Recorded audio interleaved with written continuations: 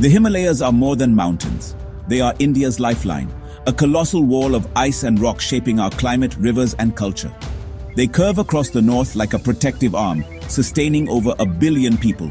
Called the Third Pole, the Himalayas hold the world's largest store of ice outside the polar regions, feeding rivers like the Ganga, Indus, and Brahmaputra. These rivers are sacred arteries, nourishing fields and civilizations for millennia.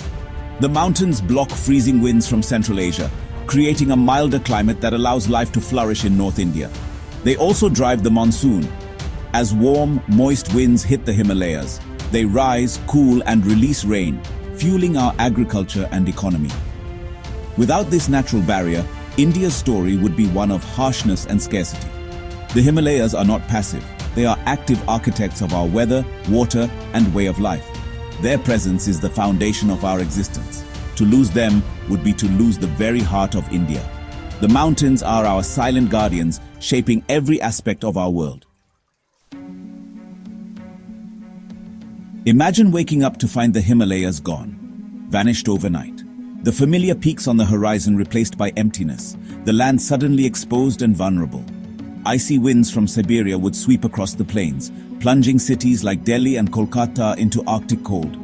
Life would halt as infrastructure fails, unprepared for such extremes.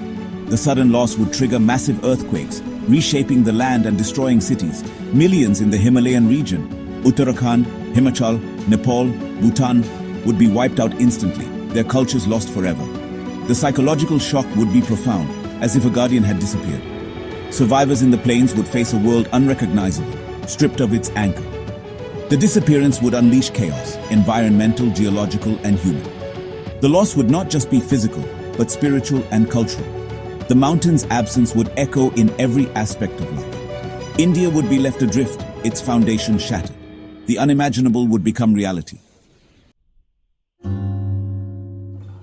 Without the Himalayas, North India's fertile plains would begin turning into desert. The climate would become harsh and arid, with freezing winters and scorching dry summers. Delhi would face dust storms and extreme temperatures, its greenery withering away. The rich alluvial soil, once replenished by Himalayan rivers, would erode, leaving barren land. Farmers would watch their fields turn to dust, the green revolution a distant memory. Dust storms would choke the city, transforming it into a modern ruin. The unique microclimate that sustained over 1 billion people would vanish. The Indo-Gangetic plain would become a cold, uninhabitable desert. The loss of the mountains would erase the foundation of India's agricultural prosperity. Delhi's transformation would be a stark warning of a nation in collapse. The Ganga, Yamuna, and Brahmaputra, lifelines of North India, owed their existence to the Himalayas. Without the mountains, their sources would vanish, causing a brief catastrophic flood, then silence. The Ganga would shrink to a seasonal stream, unable to sustain the 400 million people who depend on it. Cities like Varanasi and Patna would run dry, fields would crack and die. The spiritual and cultural loss would be immense. A goddess river reduced to memory. The Yamuna and countless other rivers would become dry trenches. Groundwater would be quickly depleted, sparking mass migrations and conflict over water. The social fabric would tear as communities fight for survival. The drying rivers would signal the collapse of India's ability to sustain itself. The silence of the riverbeds would be drowned by the chaos of a nation in crisis. The loss of Himalayan rivers would mean the end of India as we know it. The Himalayas conduct the Indian monsoon, forcing rain-laden winds to deliver life-giving water. Without them, the monsoon would fail, leaving India dry and barren. Over 70% of India's rainfall would disappear, spelling disaster for agriculture. Rice paddies, wheat fields, and sugarcane would wither. Famine would follow. Nearly half the workforce would lose their livelihoods as farms fail. Urban centers would face empty shelves, skyrocketing food prices, and riots. Reservoirs would dry up, compounding the water crisis. The economic fallout would be total. Industries, markets, and the rupee would collapse. The intricate system supporting modern life would crumble. The failure of the monsoon would dismantle the Indian economy. Food security would vanish, and recovery would be impossible. The end of the monsoon would be the end of India's prosperity. With North India uninhabitable, millions would flee south in the largest migration in history. Delhi and other great cities would be abandoned, their populations seeking water and safety. The nation would become a land of climate refugees, its unity shattered. Southern cities like Chennai and Bengaluru might become new centers of power, but their infrastructure would buckle under the influx. Social services would collapse, and tensions would rise between locals and migrants. No region would be truly safe from the cascading effects of the Himalayas' loss.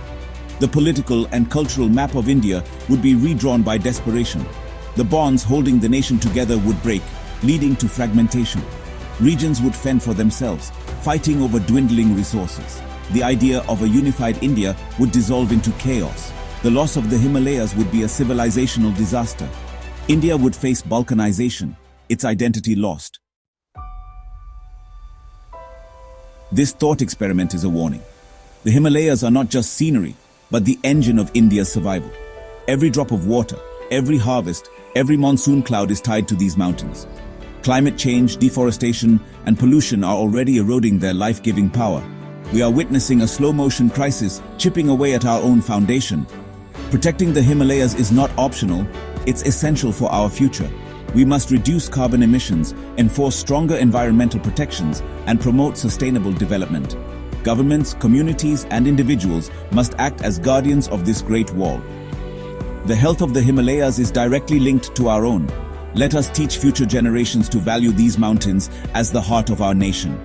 Their snow-capped peaks are the source of our life and prosperity. By protecting them, we protect ourselves and our children. The future of India is written in the ice and slopes of the Himalayas. Let's not wait for them to vanish to realize their true worth.